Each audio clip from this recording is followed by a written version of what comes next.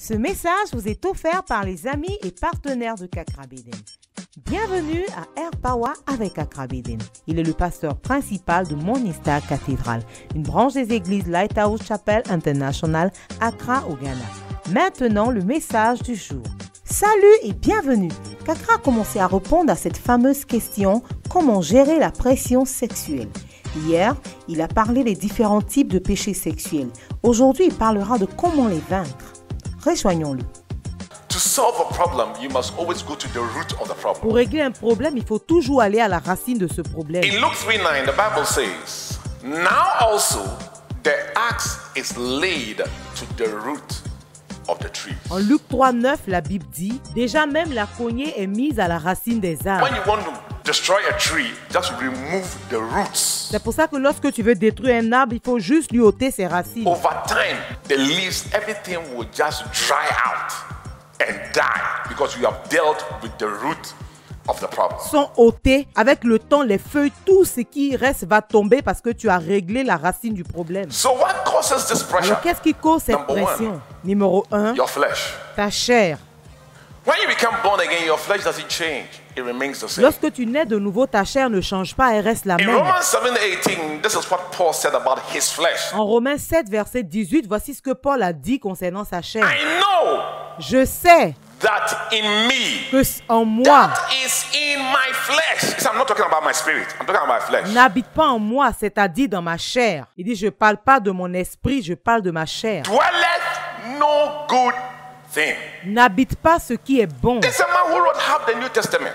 And he's saying that in this my flesh, there is no good thing inside. Lui, un homme qui a écrit la moitié du Nouveau Testament, il dit, dans ma chair, il n'y a pas quelque chose de bon. For to will is present with me. Parce que j'ai la volonté, But how to perform that which is good, I find not. mais je n'ai pas le pouvoir de faire ce qui est bien. He said, I want to, but this my flesh that has no good thing always fights Il me. dit, je veux bien, mais ma chair qui n'a pas de bonnes choses en elle est toujours en train de me combattre. Now, if I do that I would not, it is not no longer I that do it, but sin that dwelleth Et in me. si je fais ce que je ne veux pas, ce n'est plus moi qui le fais, c'est le péché qui habite en moi. So he's saying that sin dwells in the flesh, not the spirit. Alors il dit que le péché habite dans la chair, pas dans l'esprit, dans la chair. So the pressure is coming from where?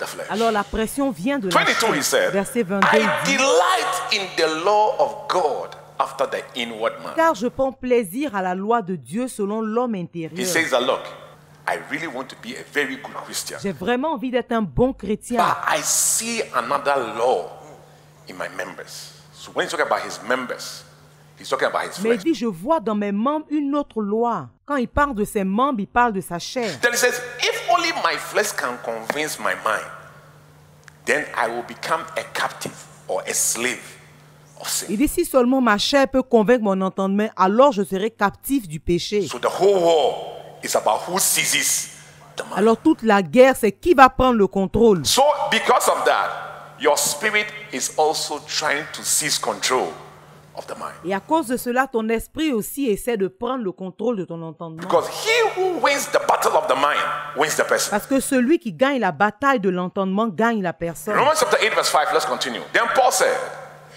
they that are after the flesh do mind the things of the flesh.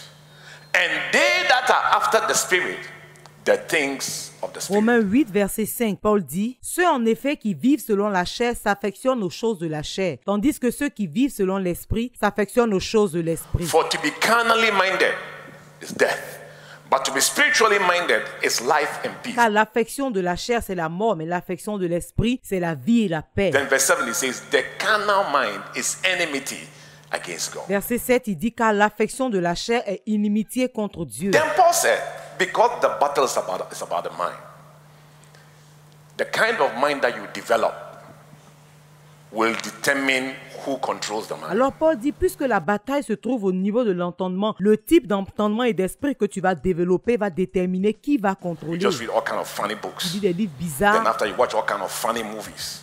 Then after you involve yourself in all kind of funny conversations. après tu commences à regarder des films bizarres et puis on te trouve à avoir des conversations bizarres. Now, as you are doing that, your mind is being corrupted.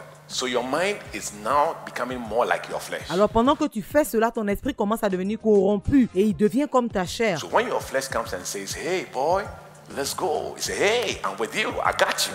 Then you are moving. Alors quand ta chair vient dire, hey gars, on s'en va. Et ton esprit aussi dit, oui, je suis avec toi. Ainsi on te retrouve en train de faire des choses. But the reverse is this. That when your mind is focused on spiritual things. Il dit, mais de l'autre côté, quand ton esprit est focalisé sur des choses In spirituelles, the morning you wake up, you do your quiet time, you read your Bible. le matin quand tu te réveilles, tu fais ta dévotion matinale, tu lis ta Bible. You have your friends. When you see them, as soon as they see you, they don't even say hello. They speak in tongues. Quand tu vois tes amis, quand vous volez, ils disent bonjour, vous commencez à parler en langue becomes dans more votre temps. spiritual. Ton esprit devient de plus en plus spirituel. When that happens, Quand cela arrive, look, when your flesh comes, it's a listen. I've got some fine boy. Your mind will say no. quand ta chair va venir dire à ton entendement, écoute, j'ai vu un beau gosse, ton entendement va dire non. But when your spirit comes and says, listen, I've got some powerful message I want you to listen to. It is God, He called me son. Your mind will say, ah, I love it. Bring Et it. quand ton esprit va venir dire, ah, j'ai vu un puissant message qui s'appelle, il m'appelle fils.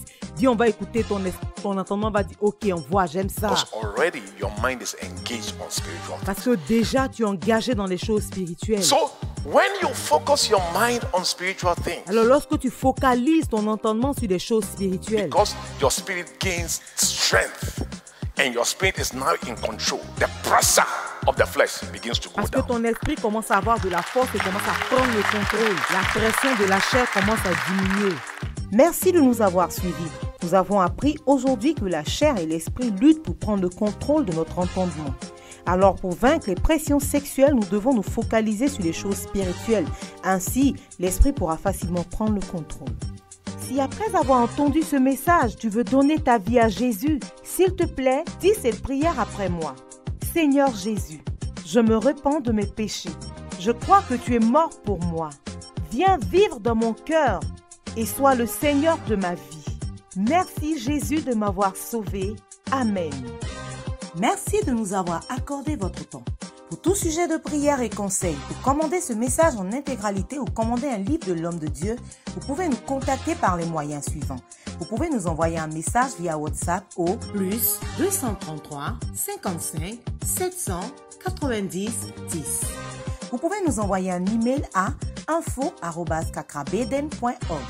Vous pouvez aussi nous appeler ou envoyer un message au +225 65 27 39 40 ou encore au +233 20 75 75 215.